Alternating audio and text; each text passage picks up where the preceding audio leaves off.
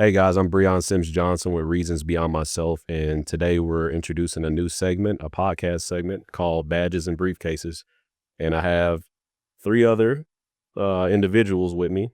I'm gonna let them introduce themselves, and we're kind of gonna, break into our new podcast idea. I don't know how it's gonna go. You guys are gonna have to excuse me from the beginning. I'm a little stuffy right now, so I'll probably do a little bit of talking. But I have three of my good friends here, and today we're going to be talking about school days, but we're going to start off with them just introducing themselves. Just say who you are and kind of a little bit about yourself and your background. Yeah. So I'm Seth Valencia. I've known Brion for all of 5 minutes, and no, I'm just kidding. We've known each other for a while, since a long time. But we'll get into that here in a little bit. So I'm Cole. I don't think you need to know my last name. That's cool. Same thing. I've kind of known Brion for a long time, going back just kind of as he spoke, and I think this will be fun. Appreciate being here. My name is Omed, and these are my three best friends here. Just hanging out, talking about things, just catching up. It's gonna be a normal, day for us. All right, guys. I know we we starting off kind of job interview-ish, but we gonna ease into it. This is our first episode, so you guys got to give us some grace. We got some of us under the weather, and we got other people. It's our first time kind of all being together. But this is our segment, so it's not just mine. I'm just flagging it under Reasons Beyond Myself page right now until we're able to create our own YouTube page and our own YouTube channel where we're going to go over there and bring Badges and Briefcases. But to kind of ease everyone into it a little bit more so we can get a casual, flow to everything, because these guys are hilarious, even though they're not talking as of right now. I feel like once we get, moving a little bit, we'll start, getting our personalities out. I feel like we're killing it right now, though. Yep. I couldn't stop laughing before. All right, well, let's we have to get all this severe. silent all of a sudden in here. Well, I don't think I introduced myself. Well, you guys should know me, but my name is Brion Johnson. I do, all my content with Reasons Beyond Myself. Obviously, we're going to get into a little bit of our backstories, but I think a good, first point of topic is talking about how we all met and how we all know each other. So we're going to start on the opposite side this time. So if you don't know him, don't know him, we're going to start on you. I've known you for a long time, since middle school. The first time I met you, I didn't really like you, and that changed after a few days. We need some more context. Wait, each other's lives. You can't come back so arrogant sometimes. Nah, hold up. No, when I You're a first good guy. when I first met him, You didn't call me by my name for a week. I called you what, Frankie? Frank. Yeah, I called you Frank. Nah, I thought when I first met you, I thought you looked like the dude off like Malcolm in the Middle. What's the little brother? Because you had these That's ears Dewey. of like, Dewey. I have big ears. But I now tried it because I was actually we had a mutual friend named Alan, and then Alan was in the lunch line. That's the first time I remember seeing you. I was in the lunch line with Alan. And then you ran up, you skipped the whole line. And then, because we used to have these long lines at Benjamin Franklin. Because I ran the school. He hated dudes. He was new. Just to let you guys know, we went to Benjamin Franklin Middle School, and that's where I met him at. And I guess I met them in high school at, Townview. And I don't know what they thought of me the first time, but Seth, I actually knew his brother. I was really good friends with his brother, Ian, and me and him were close. And then so I would see Seth around, but we never really had a conversation. I just spoke to his brother. And it wasn't until we went to UT Arlington that we finally started talking. And with Cole, I really don't remember where I met you. I think I met you through Hugo. Yeah. Through Skills USA. I think that was like I knew of you. And ROTC. Yeah. It was over everyone. Exactly. Because I remember, we kind of met on a weird basis. I think now it's coming back to me. I think because we ended up having we ended up having this other guy who was on our team, our Skills USA team, and the problem was that he never passed his stuff. He didn't show up for practices. He wasn't passing anything. Then Hugo suggested that I bring you along, that we need Cole on our team because he's passing his classes. He's dedicated to it. He has all these qualities we need to actually win, stay or win a competition. So I was a little bit because I had just lost that guy, Nick, who was a friend of mine. And then he was like, hey, here's his replacement. Here you go. And then I didn't know how to feel about that. But I remember. You weren't a bad guy. I want to say that. I was like, he's cool. It was just like a weird. He was just on academic suspension. Oh, I thought he died. No. And in fact, I didn't even know about this story until probably the third or fourth practice. And mind you, Nick has been there more or less the entire time, just kind of in the background because everyone's training, but then you break off into groups, and that's when Hugo told me, he's like, "Hey, by the way, you replaced Nick." Oh, it's like looking at the guy from across the room and he's watching us. I was like, well, Hugo, man, he just kind of fast forwarded with it. He was like, "Yeah, Nick's out and Cole's in." I was like, "Oh, okay." He's like, "Yeah, he's actually starting today, so we have practice." That was a good call. We ended up winning state. That was, I will say that. Or district, something. Yeah, we ended up district. We ended up going to state. National. And, yeah, international Worldwide champions. Yeah, and then I really don't know how y'all two met though. You remember? I thought they were brothers. Debate 9th grade. Twin brothers. My very first semester into Townview, I decided to join debate team. I thought it sounded kind of fun.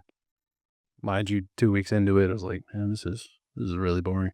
I don't understand why anybody does this. I think Seth kind of had the same mindset because you were in debate too, right? I had just started. Yeah. I had just started in the 10th grade. Yeah. Right above you, but I remember. Yeah. Yeah. So we both started at the same time. And Yeah. That's kind of where, I mean, mind you, he's in government and I'm in criminal justice. So we're literally across the hall from each other and in the school. So just after that, kind of just saw each other day to day.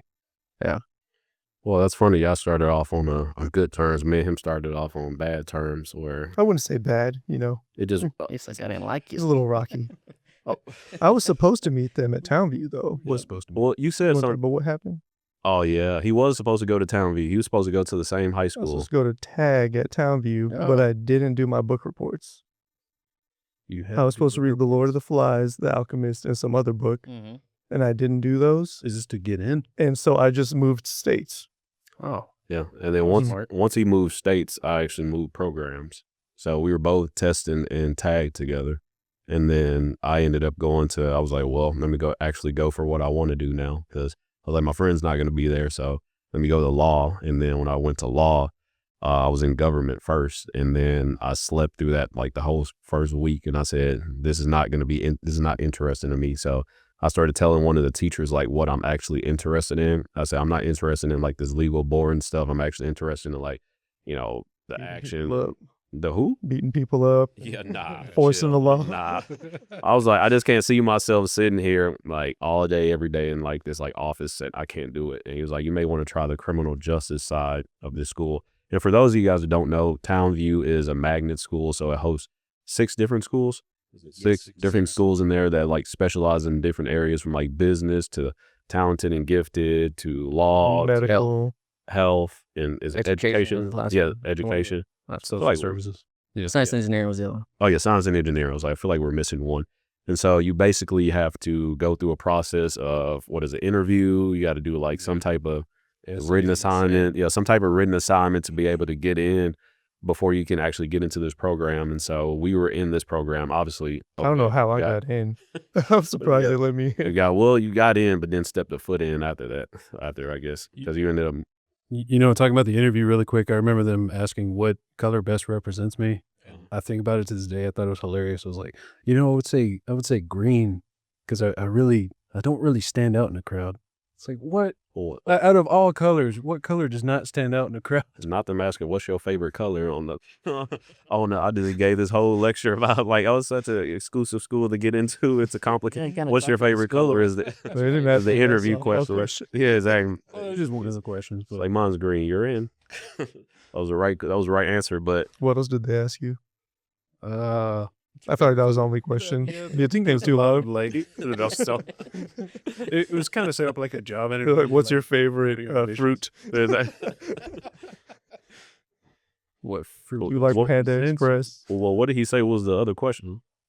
What was the other? For Townview? Yeah. No, it was like, I think it was going into like, what are your ambitions? And I don't remember a lot of them because it's kind of set up like a job interview, but Yeah. student based instead of workforce based. So I don't even remember the interview.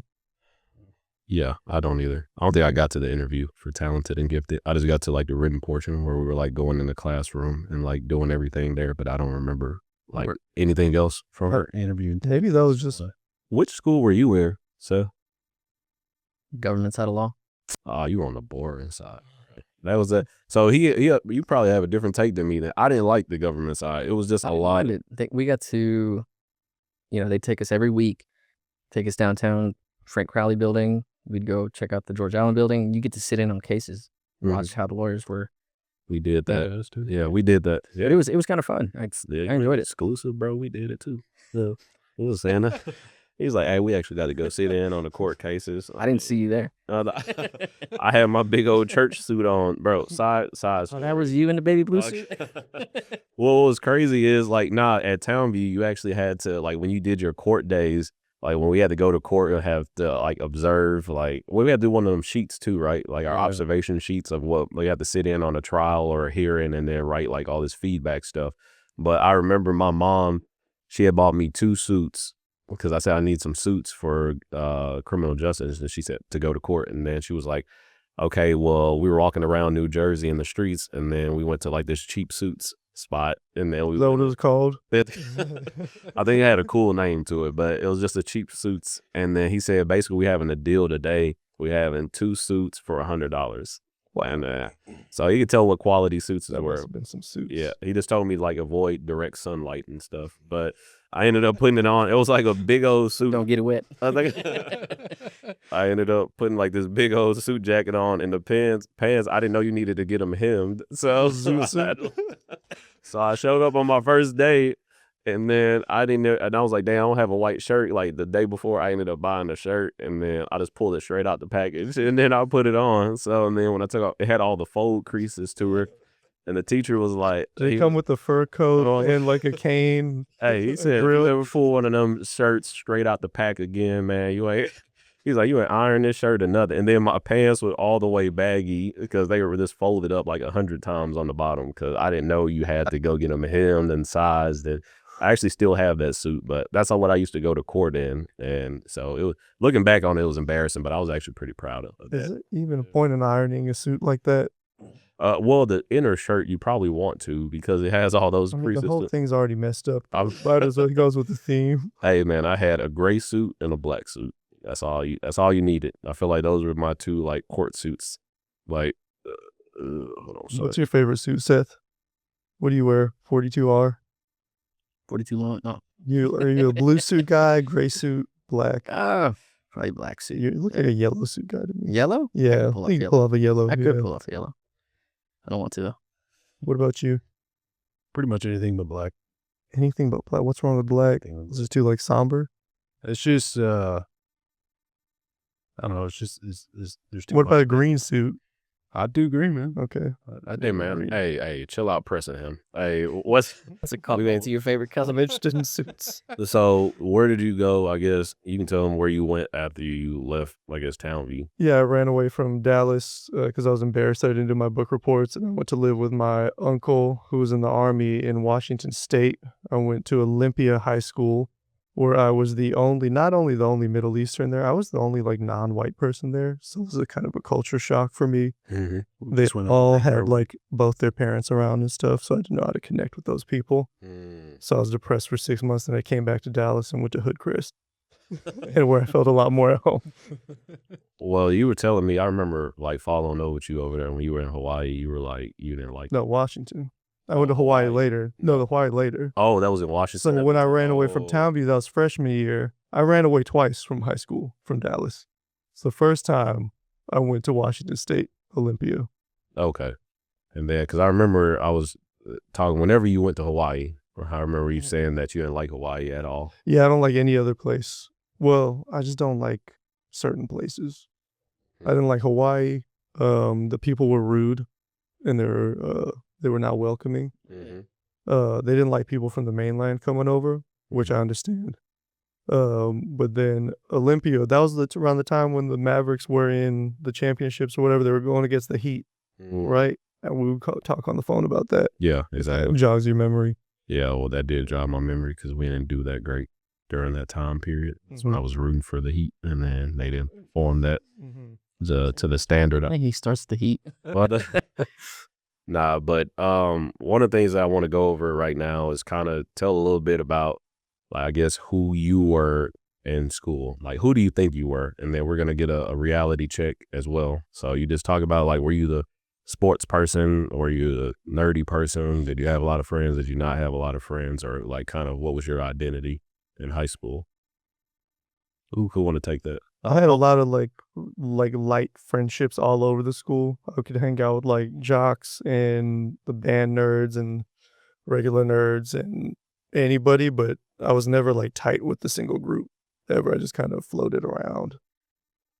I think What grade are you referring to? high school. Oh, okay. You Yeah. Oh, okay. Yeah, Yeah. I say high school. Okay. Yeah, middle Yeah. school. I just had you and 3 other people. Well, we Yeah. know he ran middle school. You said who? So we already know he ran middle school. Oh, he ran middle school. Charged with middle school. Yeah. Oh, yeah. okay. That's Papadopoulos ran. Oh. Middle school together. So what was my right hand man? Yeah, because I know more of you in middle school. What were you said? What was your identity in middle school? In middle school, I didn't even have an identity. I was just trying to get by. Oh, I was just, that's Frankie. Yeah, exactly, Frankie. just a small little funny kid. Yeah. Sir? Yeah, I'll go next. I was gonna say I was kind of the stereotypical white person. I was short, fat, very nerdy. Oh, same. That's stereotypical Yeah. white person. It's crazy. I mean, if you watch Diary of a Wimpy Kid, Oh, that's the yeah, I'm Was he basically well, the friend was. but Okay. Hmm. So you were the friend. I was the friend, and then over 9th grade to 10th grade summer, I grew like 6 inches taller, and it Mhm. kind of thinned me out. And met my wife at the same time too, and I tell her all the time that like if she had known me in 9th grade, chill out, bro. Yeah, hold yourself. Yeah, Don't do that. We're sharing them. hold yourself Allergies. together. yeah, I tell my wife all the time. She knew me 9th grade. We probably wouldn't be together. But in high school, you were also in. You say you were in JROTC though. Yeah, You know, it's on the. and that's also the beauty of Townview is like no one really had a clique. Everyone had a self identity, but we were all just kind of like mutual people that had a similar goal, more or less. But I myself, we didn't have athletics in our high school, but I got really involved into ROTC. I loved the culture. Did you make it to the top I rank? did. Which In enlisted. which So I was over everyone that wasn't an officer, and what rank was that? command sergeant major. So he was the top dog. I want to give you guys some insight. He was like the top dog and that ranking system because the other one was the officer Right. side. Which I think was like 15 people at most. Yeah, what's Yeah. crazy is like once because you were a year ahead at the time, me and Hugo, I put in for like a command sergeant major, and I got refused. I mean, I got denied that position, and he got it. They said I was too timid to get that position, and I was like, wow, yeah. So they looked at me. I was staff sergeant at the time. I wouldn't say timid. Well, I would say reserved, yeah, but yeah, Was that timid? yeah, they were. Yeah, I got some choice word. Anyway, before I get in my feelings right now, I'm still upset about that. But There was something else. yeah, I don't know. I think there's starting to go down a bad the memory lane, right? Yeah, no, I think for me it was I was always into sports, so definitely more leaning towards athlete. But we all went to Townview, so Townview didn't have sports. So That's true. I didn't think about that. Yeah. I kind of hung out with the group that played basketball at Townview. So always just focused on school. So nothing crazy, nothing out of the ordinary. So you just had like kind of average experience. Maybe, yeah. I guess if you call it average. Yeah. Mm. I feel like growing up, I was like, well, you already know that I grew up as like a big nerd and bullied and stuff like that. And then when I got to middle school, I got to Texas. And then I got blessed a lot. Like when I met Alan, he introduced me to like his whole friend group and stuff. So it was pretty easy to kind of get myself there. But, and then obviously when I went I think towards like middle of the year, I used to hang out with this guy. This is like a side story, but I used to hang out with this guy named Kenneth Johnson. And me and him used to follow behind this other guy who used to be the leader of his group. And I remember one day telling Kenneth, I was like, hey man, like, we need to break off and form our own group. So next time, instead of following around this dude, and I said, so tomorrow we're going to break off and do our own thing. He said, all right, cool. Next day, you can imagine, I was like, hey, bro, let's go. I was like, let's go over here. And then he looked at me from the distance, looked back at the group that he was following, looked back at me, and then he just started walking behind me. That's what happened? Yeah. Yeah. Oh, wow. That's literally what happened. And that's it. That's why our friendship like kind of broke off right there. almost like a movie. Yeah, it was bad. Oh, I had to make a decision at that day. I'm like, bro, I'm not about to fall in behind this dude. I'm like, let's go over here. Let's go play basketball. Let's go do something else. Because we literally used to follow him around every day And I'm like, what's the point of this? We'll sit back here while he's talking to people and we'll have to wait for him and then we'll follow behind. I was like, I didn't understand that. So I wanted to do my own thing, but he wanted to follow behind that. And he continued doing that until like the end of the year. And I don't know what happened to him. I don't think he graduated. I am curious. Yeah. Was it more you didn't want to follow behind him, or you like saw that you didn't want to go his path, like who he was as a person? I don't know about, I think it's a little combo. Like I felt like him as a leader, I wouldn't follow behind somebody like that. And then two, I wasn't, it's gonna sound weird. I wasn't much of a follower. So I didn't like that feeling right But there. if you were going to follow someone, it wasn't going to be that dude. Yeah. Exactly. It had to be like someone actually worth it, you know? So I definitely didn't feel like that dude was worth it at that time. And so I feel like I started gaining popularity in school, and especially in middle school, I started getting a lot more popularity, you know, and I even started the OS5, which was a pretty good group. I used to have this big dude named Eric Garcia who used to follow. Oh, my God. But yeah, Eric was good. Yeah, he's. You want to talk about your origin story with That's a whole, hey, nah. Hey, Eric was. People tested you in middle school on that way up. Yeah, Eric was a interesting man, but it's funny looking back in the day, like looking at a lot of decisions I made, especially in school. Like you can just talk about any part of school, but I didn't make the like best decisions. Like sometimes you would do like just like stupid things that you felt like was logical at the time. Like even the manner, like you could take it as something simple, like, you know, cheating on a test or something like that, or just saying, hey, I need to go out, I need to go to this party, I need to hang out with this group, I need to. Like your logic was kind of just all over the place, and that's pretty much what happened to me. So, like I don't know if you guys will want to dive into that, like as far as talking about kind of your experiences, like your teenage years, basically, over, you know, things that you did, you know, well in school, or things that you didn't do well, or a dumb decision you may have made that you're like, dang, looking at that now, like I can see that wasn't the best move to make. All my decisions were dumb in middle and high school. Everything I thought to do was the worst decision. Oh my goodness. Well, out of all those, what one specific? Oh, getting braces right before I had a trumpet solo at UIL state competition. Uh-huh. So I just blew it, and it was a embarrassing experience. And I learned that you have to like, from that I learned you have to like take charge of your life, because the reason it happened was my sister decided like I need to get braces. So I just got picked up from school one day, and it was just kind of stuff was just happening to me. And then I just felt so embarrassed the next day when the band instructor, Mr. Smith, this was in high school, was like, you got braces and you have to put a metal mouthpiece to your face and play by yourself to all these people. I'm like, yeah. My sister just, you know, kind of said that was happening, so I just let it happen. You had braces? I had braces, yeah. When did you get braces? I got braces when I was in high school. Like, okay, high school. All right. That was my, I don't even know which year it was. Maybe like, I think I was a freshman. Yeah, my freshman year. That's a horrible combo. You said you had braces and you were in the band. I was bleeding. You were yeah, what? It was bleeding because I had like a metal and then my lip and then metal. And I went through all that pain and it wasn't even worth it. Like I was like last place because of that. But after that, I started to realize you have to like think about stuff ahead of time. And just because someone else says something has to happen, they're not taking your situation into account. So you got to do that for yourself. You got to advocate for yourself. And self-preparedness. Yeah. Well, I was curious, did that like kind of drop you out of band, or did you get to do it after? No one else could play that well. So I still hung in there. Because I was good. You know, I was good. I learned how to like overcome the braces. So I got past it. But yeah, it was a real low moment. How long you wear braces? Assume I know. Like 3-4 years. Is it that long? I don't know. We couldn't afford braces. I ain't gonna lie. I don't know how we afforded it. I was trying to figure it out. That's the honest truth. I was supposed to get some braces, and then they were like, yeah, we couldn't afford it or something. I think we had insurance at all. My dad was just bad with money because I didn't have a bed, but I had braces.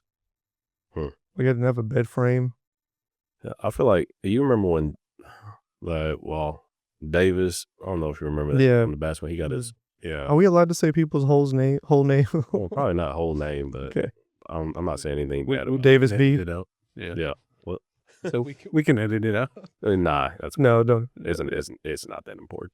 But Because you ever had I think kind of direct out on something like back in school, I remember like something I wish I can like take back, and I know I kind of jump in the head a little bit, but like a dumb decision that I made is I got into a physical altercation with the basketball coach. Like we got into a fight over that.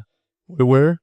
This is at my high school at Dallas Lutheran. Like I was over there, and it's just like my logic back then. Like I think I was more on edge. It's like hard for people to look back at that. Well, look at me right now. And imagine that I was that person like who would like explode at little things. But it was like little triggers that like set me off.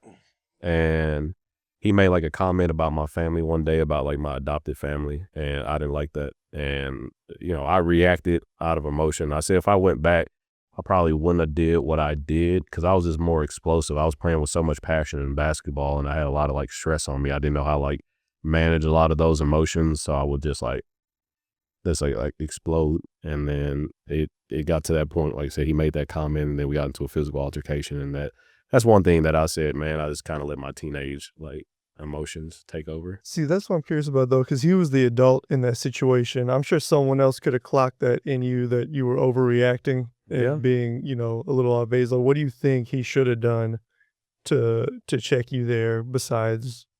So was he in the wrong? Physical? Yes, I think he was. Like, did he deserve to be like hit? Probably. But I feel like I should have stayed in the kid's place though. Like you gotta let grown people. And I try to tell a lot of the students now that I work with, I'm like, I get it. There's certain people like you want to like defend yourself. I'm not telling you not to, but there's certain ways you go about doing those things. So you don't want to put yourself in a position now that you're screwing up your life because you feel like you need to handle adult business. So I feel like the punch was warranted. It probably shouldn't have came from me though. Like it should have been a whole different. I'm saying from the adult's perspective, though, like let's say you got a kid who's like a little cagey or whatever, and you say something unintentional, it sets them off, and they want to get physical. What should you do in that situation? Like, how does an adult see past that and see I'm not going to drop down to their level? Well, first off, it wasn't me who started it. So he put himself in that position because it was a situation over a basketball play where I didn't wait for a screen, and then I went and scored anyway. And he sat me down. He said, the problem is, why you're sitting down. The problem is you think like, this is not your team. You wait for my play. You run my play. He had like this power trip thing instead of like adjusting to me and saying like, your star player saw something and he made a move and scored and did what he was supposed to do. He didn't look at it that way. He looked at it as like, oh, I'm trying to rebel against him. I'm trying to take over this team. So it was a power trip thing. It's an ego thing. Yeah, exactly. So then when I walked away, and I admit, like, one of my things I used to do, I used to just walk away a lot. And I tried to walk away. And so when he started talking, he was in the middle of his speech, I guess, or like grilling me. And I ended up just walking off. I was like, man, whatever. And then I ended up walking off towards the down part of the bench. And then that's when he said the comment. He was like, well, you can go back and tell your little foster parents. That's the reason why you're. So when he said that, the attitude that popped me off. So that I feel like as an adult, like, bro, like that was just a comment. He was intentionally trying to piss me off in a sense. So that's how I felt. And so at that time, I feel like I needed to stand on that. But as an adult, to answer your question, if I was in that position, you don't even need to be making that comment. If that's how you feel, or if you feel I'm trying to do it, you can just bench me. I was already going towards the end of the bench. Like, you call me back. It's kind of like Menace to Society, where he was like, I feel sorry for your mother when he was about to leave the store. And it's like, what did you just say about mom? That's it was like that. And I feel like little comments are not unnecessary. So he wasn't mature in that situation. And I think that's why I wasn't disciplined for that issue, is because they sat him down, and I think he got in trouble for saying what he said. I don't think he denied it. So because he had that attitude, thinking back on it now, do you think you won more or less? Like, because obviously people make sly little comments like that because they want the last word and they want to win the argument, but then jumped into physical altercation. Yeah. You think you won the fight between you two? Physical? Not that, But I think by making him drop down to them level, you already showed that Everyone that he wants to take back, immature probably. dude. Yeah. You feel like I just won overall? Yeah. Like you think you won the fight between you two? Not physically, but both the mental, the intimidation. I feel like temporarily, I felt like at that time that I did win that altercation, but in reality I didn't, because my dreams were to go to the next step and play basketball. The problem is that's the coach who recommends that. So if you and the coach have bad terms, or you just had a physical altercation, that's not good at all. You basically just destroyed your chances of that future there, and you destroyed that connection with this coach, and now you have a whole issue. But at the same time, it's hard even as an adult for me to look back in my life and say, if I was back in that, because that'd be tough, man, because emotions are so strong when you're a teenager. It's kind of hard to like battle against that like mentally, and I try to understand that. That's a common thing with high-level players too. There's always stories of like Ronaldo or whatever in high school where or whatever, when they're on their way up, they get into fights with their coaches all the time. So that's what I was saying, as an adult, what should they have done in that position? Because that's the more important thing. If Close his mouth. kids are going to be kids. Yeah. Yeah, close his mouth. And it probably is a lot of teenage dramatics, like you said. 'Cause like you think about NFL and NBA, it's the same exact scenario, but now you're dealing with grown men instead of younger people. Like, are the coaches more reserved? It doesn't look like it. Like, I can tell you that. Hold on, side question. Have any of y'all like got into like back and forth with a teacher before, or argument with a teacher? No, when I confront people like that, my body starts shaking. I get real nervous. I'll turn red. So y'all never had a physical altercation with a teacher before? I think I've ever had an issue with a teacher. Have y'all ever had a fight in school before?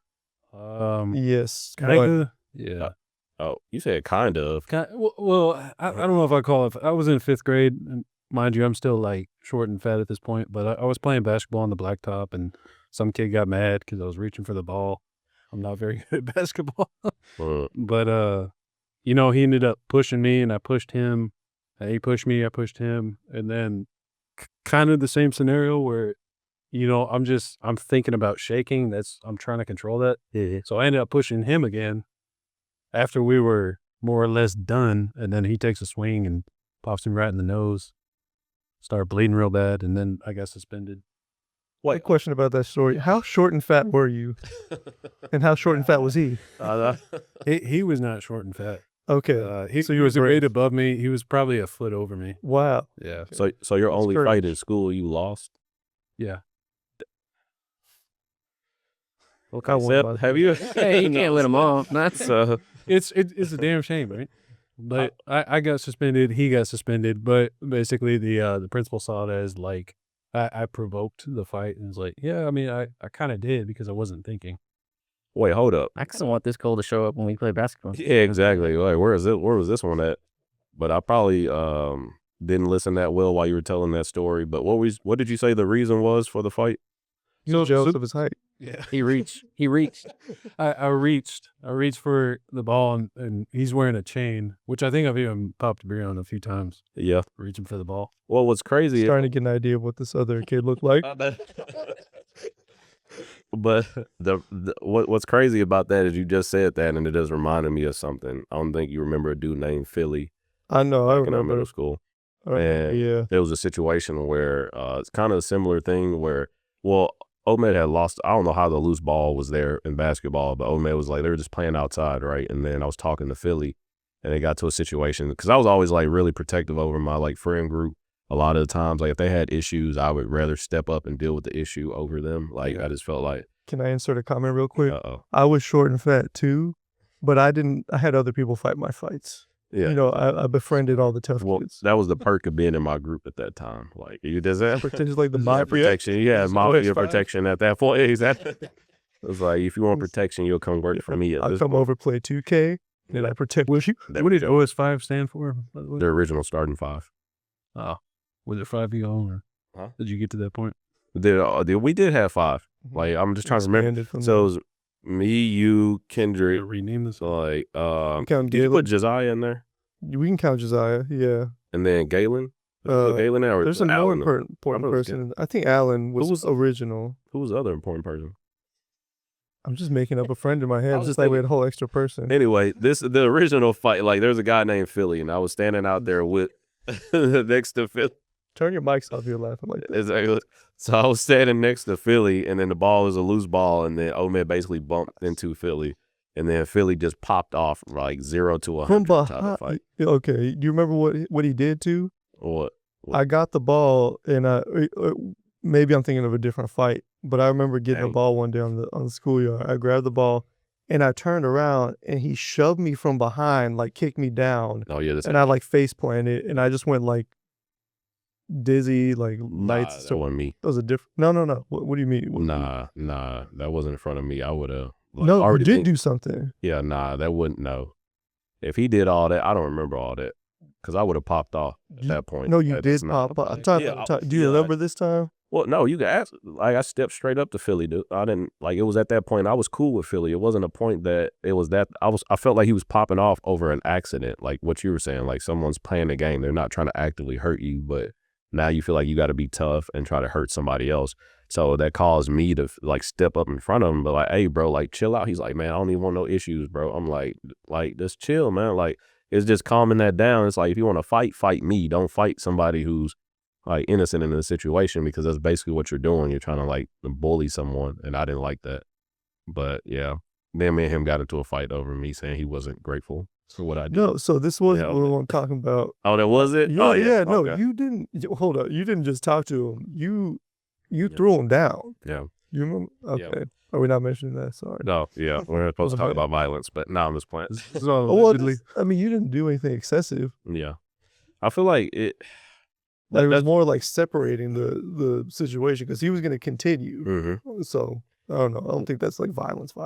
Yeah. It's just, I feel like once again, like what we're going to is just like the teenage kind of impulse where you're just like, but in my situation, I've never been like a person who would just like pop off on somebody. I'm a person who just like, I defend someone more than anything. If I feel like it's not fair, and then that's kind of what I feel like about my brother, where he was the same way. He was like, I didn't know I could beat up a lot of dudes until I had a little brother. And then I was like, I was more afraid of you getting hurt than I was of that person. So that's why I stepped up in front of you, because I'm like, if I don't do it, he's going to get hurt, the one I care about. So you have to do it. So that's a good mentality. Yeah. So the way I was looking at it is just like, I like that I met my wife in 10th grade because as a teenager, you go through a lot of these dramatic scenarios where you're like, oh, life is over. Even when you're happy, you have one bad day and it's detrimental to you as a teenager. But now that I have children, I can't wait for the day to just tell them, like, I understand. Like, you're being dramatic. I can't explain it to you. You get a lot of hormones, but you think they're going to listen to you? I think there's a way to explain it. Oh, okay. But taking a deep breath. Yeah. Well, I mean, it's the same thing. Like every parent says, like, oh, I went through what you went through. But it's been said so many times over and over again. It doesn't sound like the words that are actually coming out. So I think there is a way to explain to children. And I say children, like even up to the age of 18 when you're in high school. But like you are dramatic as a teenager. You have all these hormones going through, constant changes in your mind and mental state.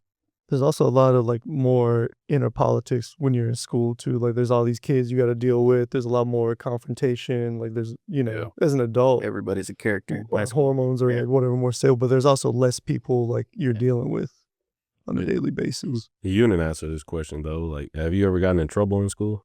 Yeah, I've gotten in trouble in school, not for like physically fighting. Like in school suspension or suspension? Yes. Yeah. And for the dumbest reasons too. Like arguing with somebody, like there was one, and I'm not going to go into names and details, but like I've had to like get into verbal altercations with people about other things, like doing the wrong thing, like picking on somebody else or something, even friends of mine at the time.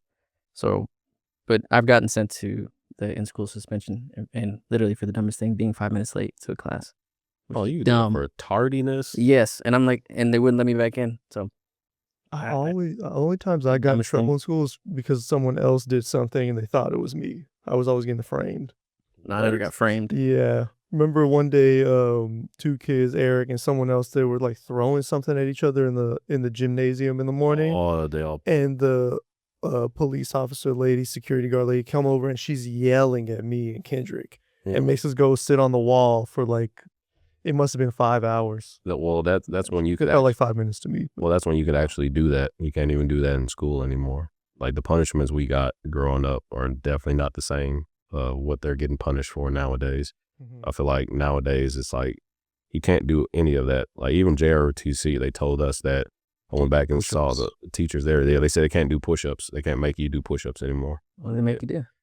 They What is the punishment now? the punishment is, they said if they have an unruly student, they'll all just get up and leave out of the room and give them the room and basically get You two Yeah. duke it out. Yeah, exactly. No witnesses. Exactly. You just leave him in there by himself and just be like, hey, Suspend. I don't think those punishments worked anyway, though. yeah. Those same kids were always sitting on the wall in the morning. I feel like a bad student right now because I'm thinking about. I thought y'all were gonna say, yeah, you've been involved in fights, in school No, suspension, last- out of school suspension. Like people wouldn't expect that, but I did. I had big learning curves, but I got into out of school suspension for fighting. I got in school suspension for not going to class and all of that, and then I got fights for a lot of different reasons. Our principal at the time, he had taken a strong stance on fighting, and he said if you have any type of physical altercation, that's an automatic 2-day suspension from school at that point. But I don't think in the high school I ever got in trouble though. That was just like middle school. I don't think Got suspended. high school. Yeah. Yeah, and that's what I liked about Townview too, is they were a lot more reasonable. Like That's true. like we had a Saturday practice for JROTC, and Brion's taking public transportation to get there, which we were all aware of. So we're all very considerate and just waiting for him to get there. It's like, hey man, you're here. Fall in line. You're one of us. We're all together in this on the team. That's one thing I did like about you in high school. I feel like we were all on the same like wavelength, as well as like our dedication to stuff and actually following through with stuff and saying that we're going to get this team to be successful at this point, and we all committed. I feel like when people are not committed to things, that's what like makes me mad more than anything. Y'all were so much more mature than me. I would have made fun of you for riding the DART bus, but also would have got off the DART bus with you. Yeah, that's true too. I feel like you poke fun at any situation that we pretty much have, man. Yo, Brion, it's public transportation. Like, you do too. No, well, I feel like Jump off to take a picture. on that like kind of same notion, like what we were talking about earlier, kind of how like for me, like I went through in-school suspension, right? Even looking back at it now, like I work in the schools now, and I'm looking back at like the punishments we got versus nowadays, the stuff we used to do versus nowadays, and I feel like everything is just like completely different now. How would you punish the kids today? Well, That's a good one. so the way they've been, how would I or how are they doing? How would you? Well, let's do R first. So the way they're actually doing it now, they're doing the same things, but it's not as effective anymore. They're doing the detentions. The students in there have phones on the low. They have laptops now, so In-home detention. Yeah, they're playing Fortnite and all of that on their Call of Duty while they're in detention, and in-school suspension, and so it doesn't create an environment that the kids are like fearful that there's going to be discipline anymore. It's not like that anymore. And honestly, to answer what would I do, I have no idea. Like, because at this point, I think everyone's kind of playing politics in school. And it's like, we want to do more stuff. We want to make them do push-ups. We want to make them clean a cafeteria up when they throw food or something. But we're going to get all this blowback that our school does not need right now. And so I think a lot of people are fearful over that. Well, what's the blowback? Is it just like the parents get mad? Like, what are they going to do? Yeah. Like, it's a public school. What power do the parents have? They have a lot of pay their taxes. No. I was like, they have a lot of power on I want to avoid that word, unfortunately, but yes, they do have a lot of power. And I think the way things have been going, the power resides with more of the student now, more than anything. Even the scenario I just told y'all about where the student gets to classroom and everyone else leaves. A lot of things is prevent, like it's a safety thing. They don't want to hurt the student. They want to give it like the best. At the same time as letting that student know anytime I get upset, I get to have the whole classroom. They move to me, like they move to my rhythm. Let's say you didn't have to worry about the parents, right? The parents have no power. Yep. You can just tell them to shut up. Like, what would you do? And give me a Let's scenario. say the kid is like not just not listening to the teacher. They're being loud in the class, talking, and they're just refusing. They're just being a distraction in class. And they're refusing to leave. They're refusing to leave. Yeah.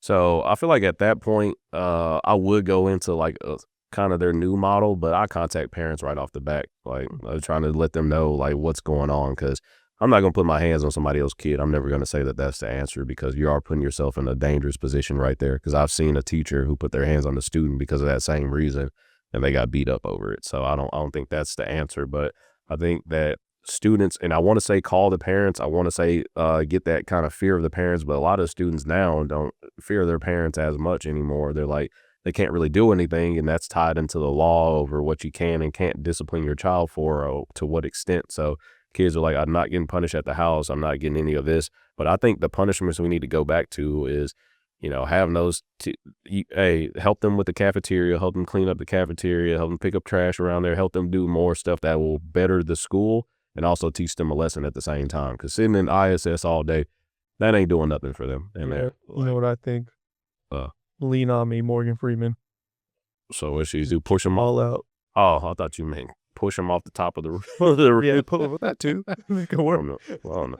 Turns out how high the roof is. So what about you? How do you think school is different nowadays from back when we went? And talk about that same thing on the discipline level too. Like, how do you see it?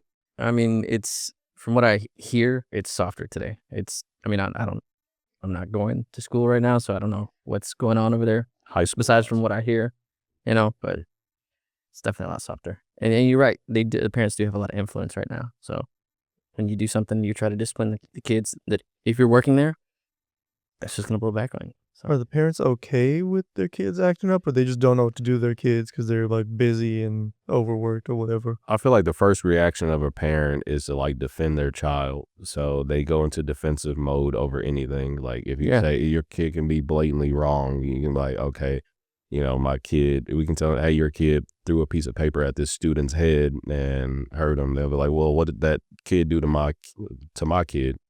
He'll be like, nothing. That kid was just sitting there. Your kid said he wanted to just throw a paper and hit him. They're like, well, why didn't my kid get the paper in the first place? Who gave him that paper? And there's where did they get the paper? Well, that's what they're where basically. They find paper in the school. Exactly. Well, yeah, exactly. We don't have paper anymore, right? We just have all tech in there. But they go to more defense and looking after their kid and quick to defend their kid over actually, understanding the situation and say, I think what we're lacking now, and you can kind of piggyback off this, but I think the biggest thing we're lacking now in the society amongst youth and adults is a lack of accountability. I feel like people aren't willing to say, you know what, I messed up. I shouldn't have been throwing paper. I shouldn't have been doing that. That's my fault. This shows that the old punishment system didn't work because those parents got the old punishments. I think that some of those parents, I think that's hard to say because I feel like the parents are just adjusting to the new ways, I think. And I don't think that it was a real target of accountability back then. I think it was just more of the discipline and everything. I think it was more so of fear of your parents were one big thing. If they threatened to call my mom, I was freaking out. I was like, oh man, they're about to call my mom. Now the kids are pick up the phone and say, yeah, call them, so. But it's, so some of those parents are I have to adjust to the new age right now because this is how the world is being run. It's not like when we were kids. It's we have to run it this way now. And then that's kind of affecting everything. I guess my perspective is I just got in trouble so many times for things that other people did and punished that if I was a parent now, I would start to think how do I know my kid did that? I don't believe you. Just you get stuff wrong all the time. What? Give me video evidence. As an outside voice, it's hard to believe someone when they say that they got in trouble for other stuff people did. Especially when you were on the inside, you saw how corrupt the system is. I feel I don't know if you remember, but in middle school, I got in trouble for making a comment. Well, I was always making a lot of comments, but I got in trouble with this particular time because I made a comment to a teacher because we were coming in from outside. And she was making all these comments about us. We stink. She was like, you guys stink, you stink, whatever. And she started just going off on that. And when is this? Middle school? Or it was middle school. Middle school. And so there was that one teacher, blonde hair. She had a little short hair, little bob haircut. But anyways, Jefferson. So we came in there and she was just making all these comments. And I said something back and she got me in trouble and sent me to the office over that. She was telling... I don't want to say the joke I made. I still remember it, but she was like, "Y'all stink" and whatever. And so I made a comment, and she felt some type of way about it. What was the theme of your clapback? Genre. I was making a defense over it couldn't be me. That's it. I was like, it couldn't be me. So did you imply it was someone else? it could have been anybody at that point. So I said, maybe people need to sit a little more, I made a comment and she felt some type of way and she sent me to the office. But I felt like she was disrespecting us first. I was like, you can't just pop off and piss people off and then say, I'm an adult, I can do that. I'm like, you gotta show respect, man. She did that thing where it's like she was trying to take advantage of the fact that she thought you couldn't say anything. Yeah. So she was trying to do a low blow, being like, he can't say anything back to me. Well, the person she sent me to, he was laughing at the joke when I told him. Of course he was. That man. Funny joke. He's like, that was actually pretty funny. He's like, I'm not gonna punish you. I didn't get in trouble that day. She tried to get me in trouble, but he just sent me back to class. I was like, okay, thanks. And he was just like, just don't say it next time. He's like, if they say something like that, just tell me, and then I'll go from there. But that's what I thought. But on that same kind of note, I feel like back then as well as stuff changing, we used to have to actually read from the books. I feel like nowadays, there's so much AI now and all this tech. You have to have a tablet or a Chromebook, whatever, laptop. Yeah, you got to have that to learn in class, and you just plug everything in the chat GPT or you do whatever AI robot and you say, do my assignment. And that kind of I don't know, I thought about it the other day. I'm like, if these kids are not learning the old school way of what we did and they're just kind of plugging everything, not speaking on every kid, I don't know every single kid, but if a good amount of kids are doing the AI way and they're not really studying, and adults are doing it too with online classes and stuff, are we going in the wrong direction as a society? Or are we going the right direction? Do you feel like the kids have a less chance of? See, maybe I'm biased because I was always bad at learning from books until I had real hands-on experience doing stuff. Then I could learn from a book. So I didn't really learn chemistry till I got into later years in college. I had to start cooking for myself, so I would learn a little bit about acids and heat and whatever, and then I would crack open a chemistry book and be like, oh, that's what they were talking about there. And so maybe the problem with school isn't that there's AI now and they're not reading. Maybe it's that they never really gave kids hands-on experience or what do you call it, context. It was always just here's a book and here's some text in the book and just memorize it, because I just memorized stuff. I got good grades, but I just regurgitated stuff I read. Do you still remember that stuff? Only because I actually learned it later on my own, because I had reasons to learn it. Reasons beyond my book, not beyond my textbook. So, what was your favorite class in school? Sponsoring you, so. High school or any? Just a side note. Yeah, it's just any school. Don't matter. What was your favorite class you've taken? It was a business class. It was business speech. Business? Yeah. That was tailored towards what you wanted to do, right? Yeah, it was. And I mean, I think we've got this for another topic later on, but it's really helped with public speaking, coming out, being able to step up in front of a group. Yeah, there you go. Being able to stand up in front of people, just to talk about anything, and knowing it doesn't. A lot of people have fear of talking in front of other people. Mm-hmm. I don't care anymore. Did that help you with your career now, Absolutely. business speech? Yeah. Okay, I yeah. can talk to anybody. It doesn't matter if you're the CEO or the janitor. And I know you probably hear this story a lot, but it doesn't matter. We all got a badge, yeah. Do you code switch to introduce corporate speak into it, or do you still keep it casual? Keep it casual. Code switch and corporate. Hey, bro, what? Let's go from street lingo to business professional. So, what would you say? Do you feel do y'all use AI every single day? Huh. And I have to for work. Yeah, some places require it pretty much. Yeah. It's a skill now. Do you directly use it, or do you come up with something and then you fine tune it in AI, or y'all just go through AI? Yeah, if I've already got something I'm working on, use AI to review it and refine it. See, maybe I missed something, or just if you need a starting point, it can give you. You still have to know your stuff. I kind of direct it and I tell it what I kind of want. It gives me the structure. I go, I don't like this. I've found mistakes that it makes for projects that I'm working on all the time. Yeah. That could have gone badly. So, do you use AI? It blew my mind because in a class last year, I'm back in school trying to finish my bachelor's at 31 years old. But congrats. Class last year, we're required and this isn't just college, because my nephew in high school, told me as well, but they're actually teaching students to use AI as a tool. And I think it's just, they can't get away from it. So they're trying to show them how to use it. But at the same time, I think it just needs to be limited because there's so much free information on there that can get you an easy A. Like find other ways to cheat. So use your mind to find other ways to cheat. So you don't feel like there's an issue with that being in school? I think there's a huge issue with it.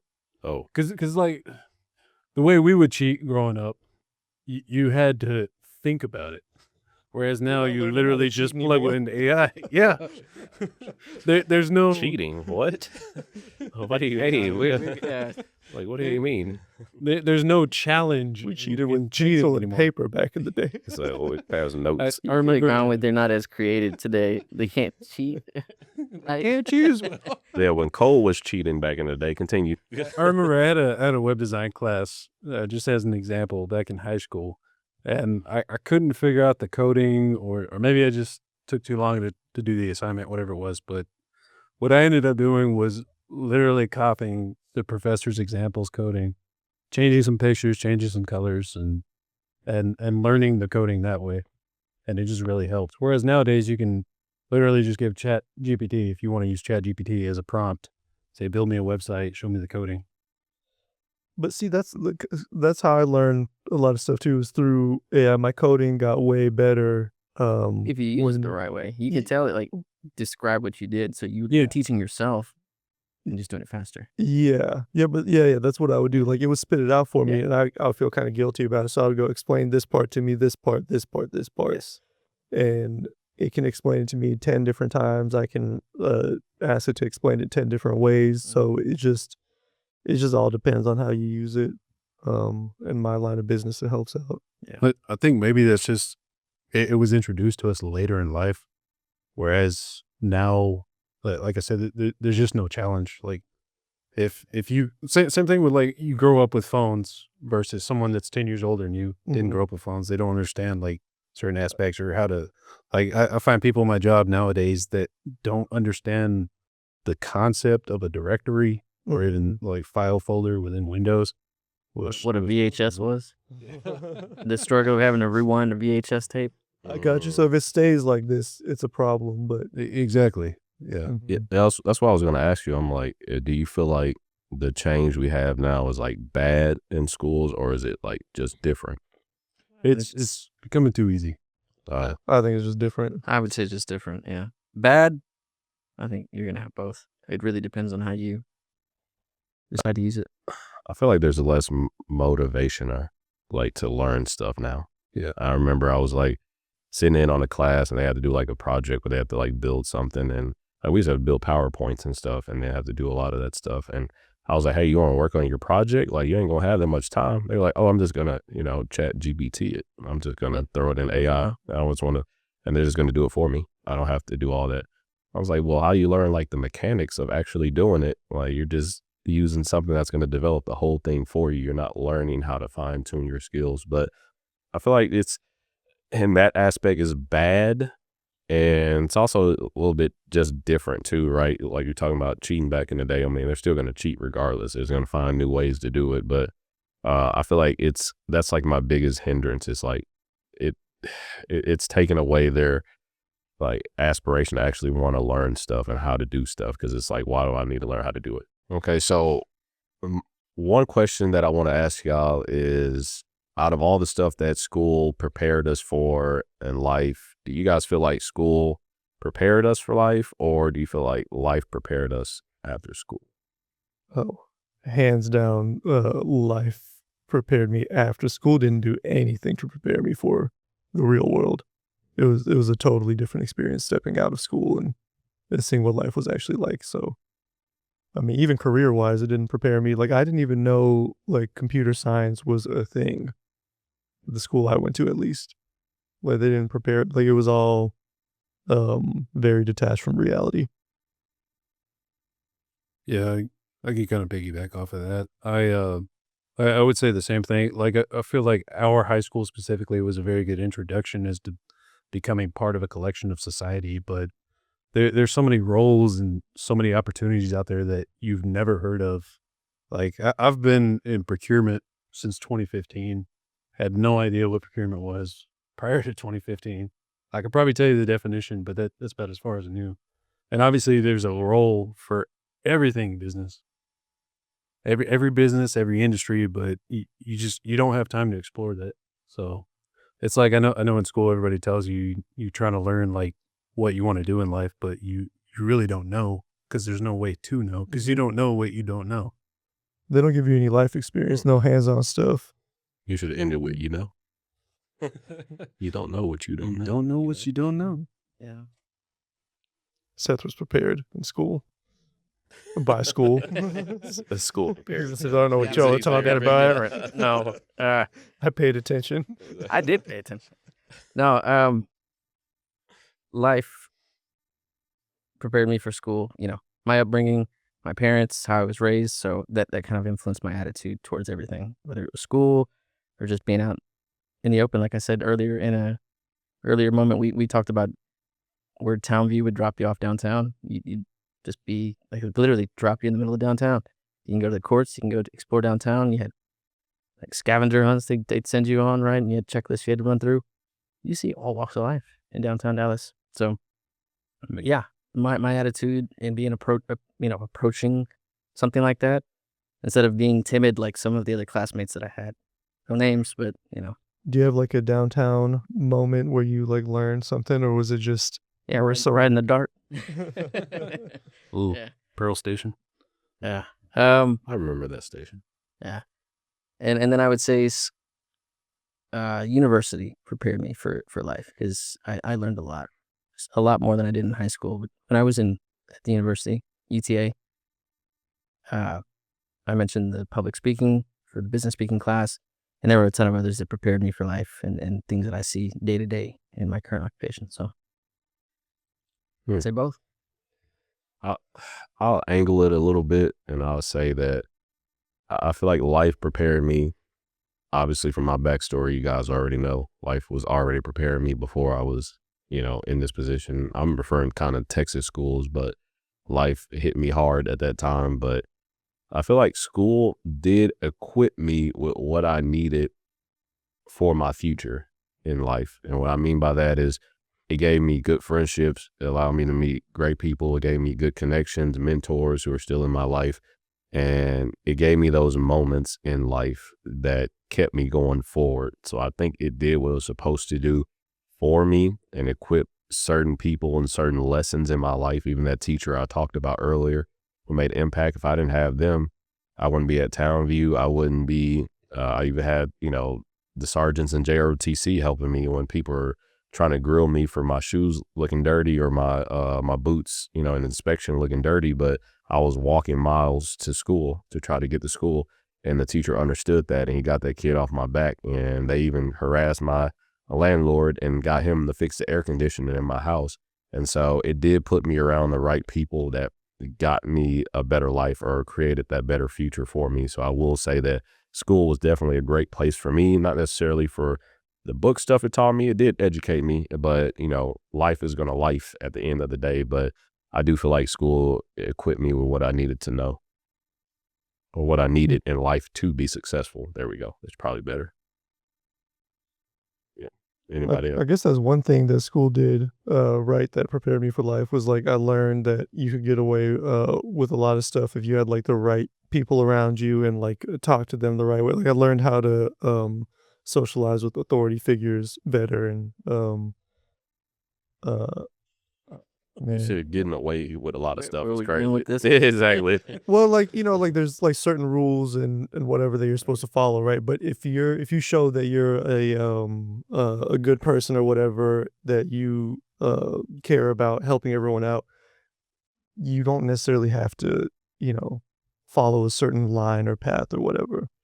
Yeah, I think that's life at the end of the day to kind of close us out. I feel like life at the end of the day is supposed to, as far as school-wise and life-wise, everything plays its own role in a construct. You take what you can with what you experience or what you learn, what's given to you, you take what you can use and you use that to propel you forward in life to be successful. So it equips you with different things, different tools, meeting different people, to kind of put it all together and you figure it out and use it to how you want your life to go. So if you feel like that stuff is useless to you, you can throw it away and then create your own little path. But I feel like it has a lot of great stuff too. If, you use that the right way and, you go through life the right way, I feel like it'll have a good ending for you.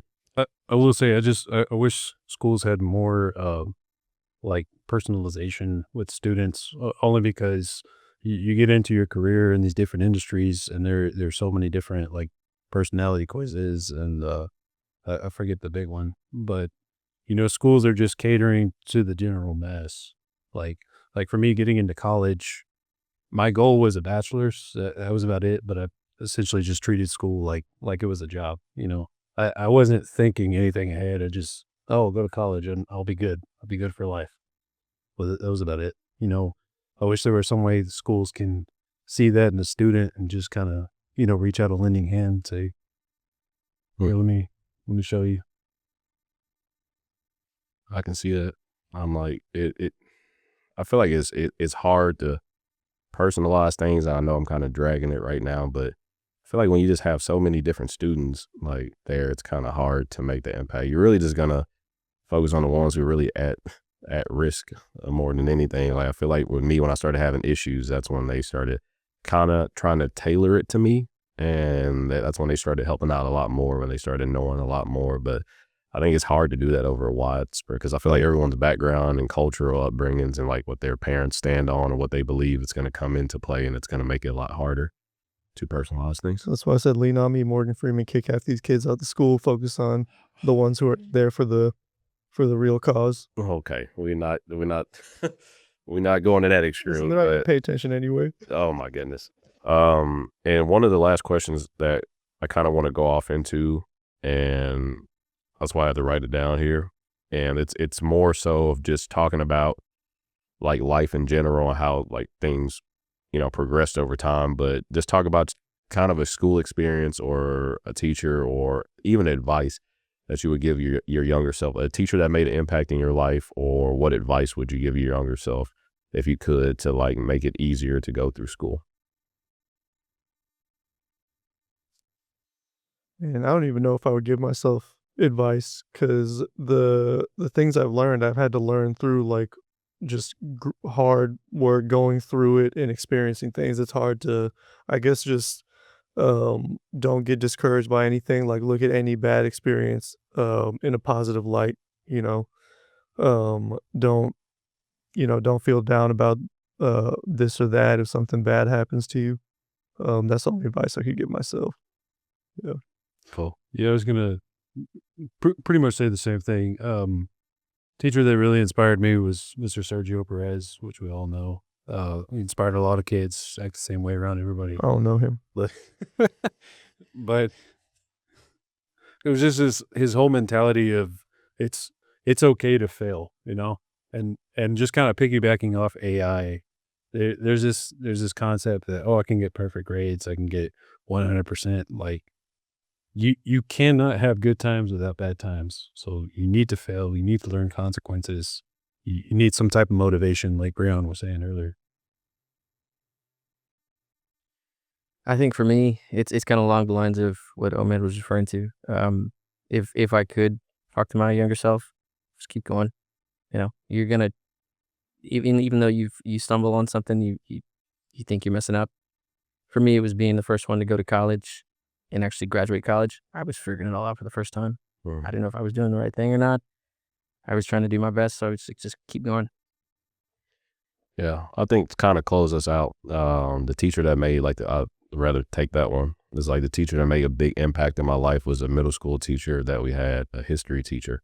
There's a lot of teachers I could say, but this one specifically is the reason why I went to Townview, because they made it an extra credit assignment to apply for Townview. I was planning on going to Hillcrest at the time, and she told me, she used to always make me try harder on my essays, even though my essays would be better than most of the class. She said, because I know your potential, I know your capability, and in this world, you being who you are, and she looked directly at me, she's like, you cannot just settle for the basics in life. You have to excel on everything you do, because you're going to be graded on a different criteria in the world, and you can't just turn this in. You can't. She was like, I know what you're capable of, So she ended up being the reason why I went to Townview, because I applied for the extra credit and I did that, and I would have to redo all these essays where I had to give like the best of myself to it. So I was very grateful that she came into my life to do that. And so that was a big thing for me. You about to say something before we? No, I wish I had a teacher like that. Oh, I probably did. She was there. You were in the building. I don't think you. But that's it. That's pretty much the end, guys. I appreciate you guys for tuning in for our first podcast episode. And just make sure you guys like the video, comment, subscribe, and we'll check you guys next time. God bless.